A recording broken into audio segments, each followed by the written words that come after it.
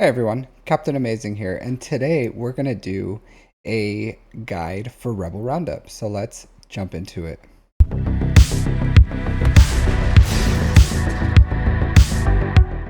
So this is the relics and the team that I recommend everyone to farm for assault battles. I tell everyone when I do roster reviews that they should get Gear 12 Veers, Range, Stark, and then once they finish the Executor farm, to finish Dark Trooper at Relic 5, and then Piett is Relic 8.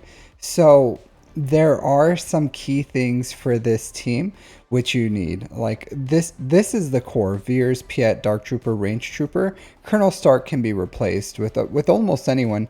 There are some things I like about him, and he's really cheap to farm and to gear, so that's why I always recommend him, and he's needed for the C farm at Relic 3, so there is no waste.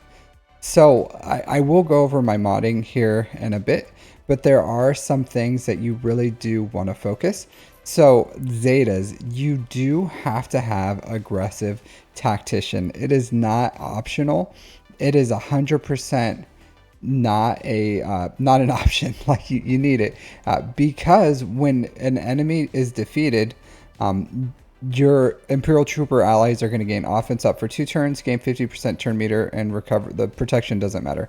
But that 50% turn meter and that offense up, which is another 10%, is very important. If you don't have that, it's only a 40% chance to get that, and you're just not going to be able to finish this because you're going to run out of steam. And sometimes I even run out of steam even with that, so it happens. So another key part about this of why we have Veers is the lead. Luckily, the lead isn't a Zeta; it's just an Omega. But whenever you gain an Imperial Trooper gains a buff, they're going to gain 10% turn meter. Next, we have Piett. So Piett, I do have 2 of his Zetas, but the only thing you need is Emperor's Trap. So Emperor's Trap, pretty much you're going to get a stack of it every time an Imperial Trooper takes a turn, and that's going to help run that turn meter, because every turn you're spreading 10% turn meter. Every turn an Imperial Trooper takes, they're spreading 10% turn meter to their team. So that's important in getting that turn meter train running. It's not a perfect turn meter train, but it does run pretty well. So you don't need the Zeta on Dark Trooper. Is it recommended? No, not like it's a nice to have, but I don't have it. I don't recommend it because whenever, like, yeah, it would be great for this battle, but every other time you use Dark Trooper when you're using this team, chances are if you're having your Dark Trooper losing stacks, then the battle's already lost. Like, you're either going to clear them or you're not. And being able to gain a few stacks isn't the deciding factor in TW or Grand Arena. But in this, it would be helpful. I don't remember exactly how many stacks, but the first time I won this, I think I had Dark Trooper at 1 stack the entire battle. And I was like, oh, please, sweet baby Jesus, don't die. But and it's fine. Like, you don't need it. It's a luxury. Range Trooper doesn't have any Zetas. Colonel Stark. It would be nice, honestly, to have this. This would make it a lot smoother, because pretty much whenever at the end of his turn, Stark recovers 7% health and 3% protection, and removes 1% turn meter from all enemies for each active Empire ally, doubled for Imperial Trooper allies. So that would be really useful, because every time Stark, or every time at the end of his turn, he's going to be stripping 10% turn meter. And even if the enemy has like 140% turn meter doesn't work that way. It just like strips it down to 90. So it would be really useful to keep that turn meter train running. Is it recommended? Yeah, it's a nice to have, but not needed. And overall, like, having Stark here, honestly, in GAC and TW, this could be a liability, because if you get to something like Nest, or something where you need to allow someone to take a turn, and you have this, then they never will. So it's kind of like a trap like it's kind of overkill, and it can lead to you timing out because someone has a something where you need them to take a turn so that you can kill them, and it ends up not working. So nest is a very clear like something that I remember for it, but not super like not necessary, but would be nice. So 2 zetas that would be nice but not necessary. Same thing as the suborbital strike, like absolutely not necessary for this whatsoever. Let's go over the modding real quick.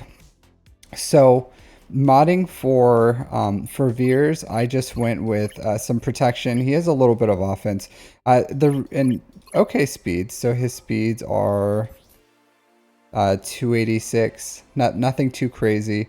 This is just my so the way I do my mods is I just pull mods from other characters, but that's just how I have it. All right, so 346 on Piett, decent protection. I do have a lot of potency here, so he's modded for potency, and the reason is and I'll explain that in the fights, but you do want some good potency on there.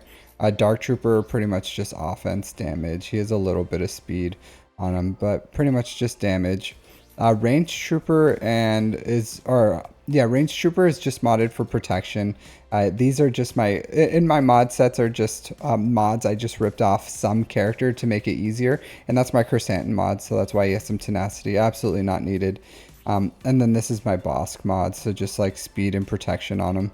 So if you do have higher relics, you probably would want damage on Range, Stark, Veers, Piett, because that makes this a lot easier. So since I have low gear, only gear 12, I have them modded pretty much for survivability.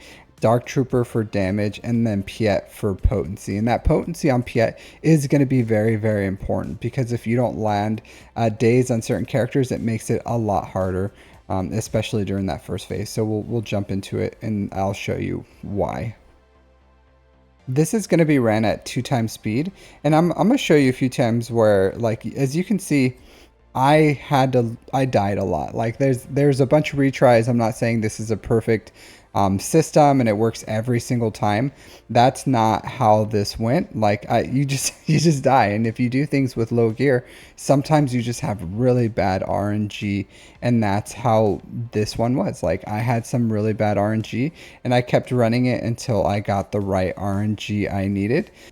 So Piett has native retribution, and ideally what you're looking for is for him to be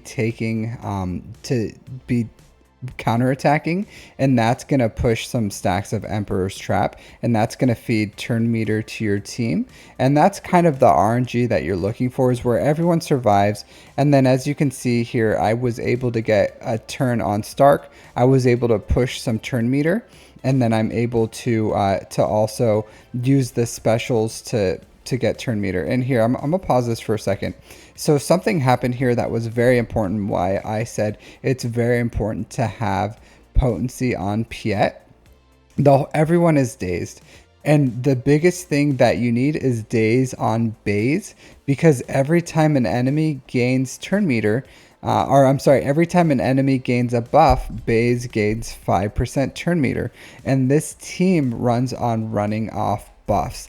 So if you don't daze Baze, then you're going to have trouble, because he's going to be gaining so much turn meter that you're not going to be able to stack your Emperor's Trap. You're not going to have the damage, because every stack of Emperor's Trap is 1% damage. So you're going to have some issues. And that's a lot of what the RNG is for starting, is I'm trying to get Bays to land. I'm trying to have, first of all, for them to survive, and then I'm trying to get Bays to get days.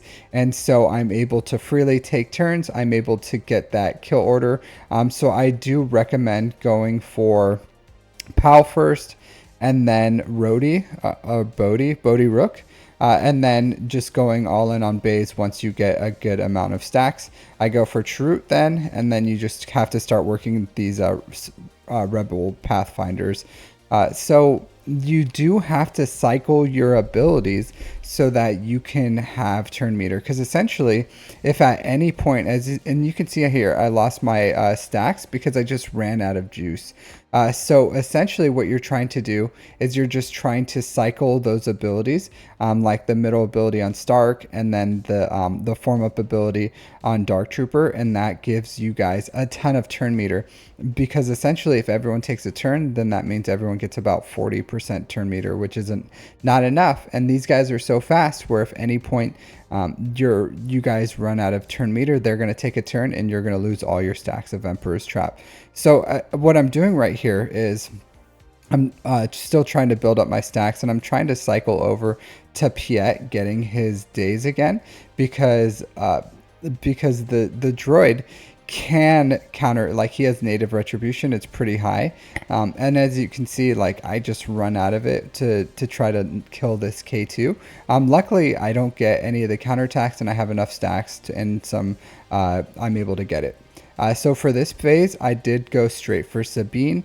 You do have to be careful, like Phoenix do have natural retribution, so I try not to do any AoEs. I'm trying to just cycle through, kill them as fast as possible. I go for that turn order that I did, pretty much Sabine first, then Hera, then Ezra, then you can go here. And as you can see, like Kanan's going to be counterattacking, and if you have them counter enough times, then you can die.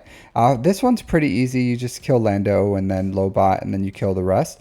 Not much to it, but it can be troublesome if you don't have anything to, like, if for some reason you lose your stacks of Emperor's Trap throughout this, like, it is recoverable. It happens to me a few times, but the point is to run through as quick as possible.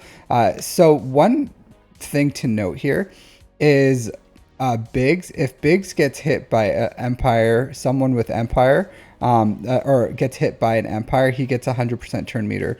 So he dodged a Dark Trooper's attack. Luckily, Dark Trooper attacked again and killed him, because that could have been an issue, because Biggs would have had 100% turn meter there. So it's important not to AoE and accidentally hit Biggs, and then he has 100% turn meter, and then he goes and you lose all your stacks. And it's little simple things like that that can kind of lose this for you. So for these, it doesn't matter what order you go. I save the soldiers for last. They're still pretty easy to kill, but you can do that. So the next one, I'm trying to use basics here, because you're going to lose all your stacks of Emperor's Trap here, because Han shoots first. So unfortunately, he dazed my Dark Trooper, so I didn't mass assist there, and I'm going to have to cycle back around to kill Han. And I was using basics in round 6 so that I can save all my abilities for round 7 to keep going and get that turn meter up, because you lost all your stacks of Emperor's Trap. You're not going to be hitting as hard. So I did lose steam here again, just punching through all these soldiers, because I wasn't able to kill them fast enough. And this is where something if I would have had Stark's Zeta, I wouldn't have lost my stacks here, and it would have been really easy. But unfortunately I did, but it's fine, like it's recoverable, and I lost my stacks again recoverable. I just have to cycle through enough times that I can start getting my special abilities up, and then once I start killing these guys, then I can go.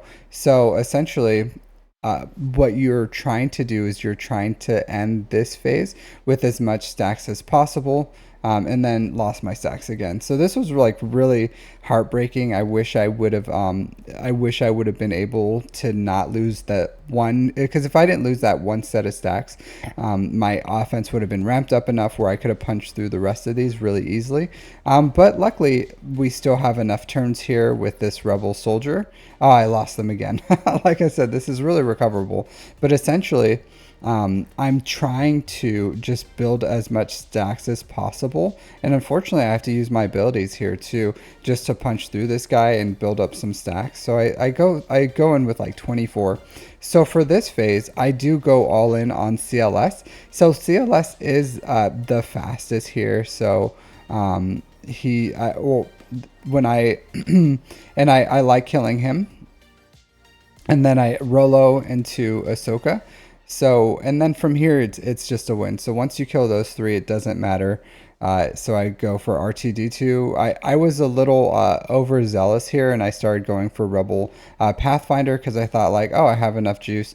Unfortunately, I did not have enough juice or bonus turn meter, and I ended up losing my stacks. But at this point, it doesn't matter. I was able to fully punch through. So as you can see, like even though it's not smooth, low gear, you can do this. You can get it all done.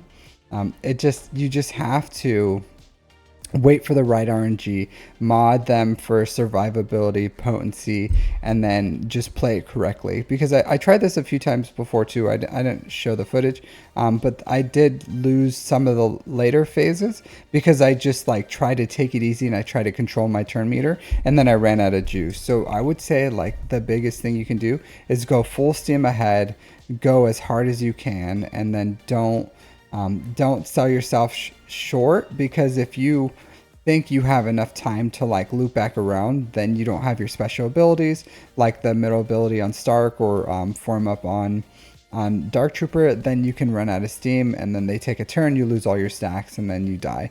So other than that, that's the guide. That's what you have to do. Believe it or not, low gear. This is pretty hard.